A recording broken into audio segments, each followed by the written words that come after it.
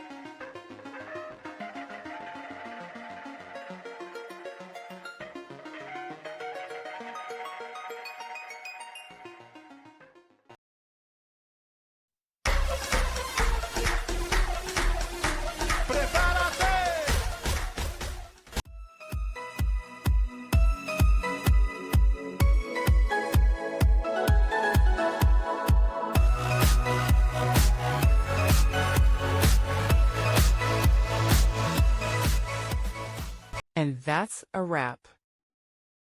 I hope you found the answer you were looking for.